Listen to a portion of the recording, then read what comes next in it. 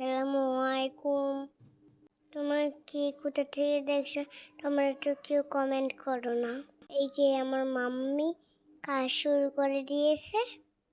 আমি যে একা একা বড় হচ্ছে দেখছি না। তোমাদের মা বাবা কি এরকম করে? আমার মামাম তো খালি কাজ করে, কাজেই লেগে থাকে।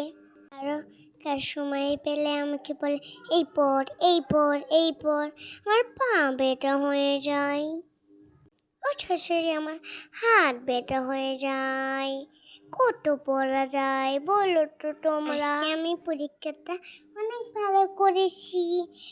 এই জন্য আমার মামাকে একটা মাছ ভেজে দিল করা মুসমুসে। জানো আজকে কি হয়েছিল? আর একটু পরীক্ষা দিতেই পারতাম না। আর পরীক্ষা না দিতে পারলে আমি স্টক করতাম। আমার মা হলো পাগল হয়ে যেত। এমন হয়েছে জানো, আজকে বৃষ্টি পড়েছে। আমি আজকে ভয় পেয়ে তাড়াতাড়ি স্কুলে চলে গেছি। মিসও চলে এসেছে, ভাই আমার ফ্রেন্ডরাও চলে এসেছে। আমি আজকে অনেক দেরি করে ফেলেছি। আরও আমি পরীক্ষায় অনেক ভালো রেজাল্ট করেছি।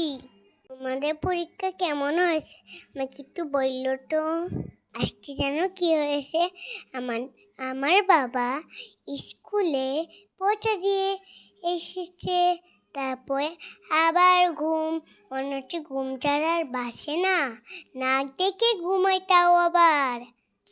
আমি একদিন আমার বাবার নাক ডাকাইতে অনেক ভয় পেয়েছিলাম, থর করে কাঁপতেছিলাম। যখনই মাম্মাম উঠল, মাম্মাম বলল কি হয়েছে? আমি বললাম ভূত নাক ডাকে। তারপরে আমি বুঝলাম যে ওটা ভূত আমার বাবার নাকের ভিতরে। আমার ভিডিওটা শেয়ার করে দিও পরের জন্য। আবার নেক্সট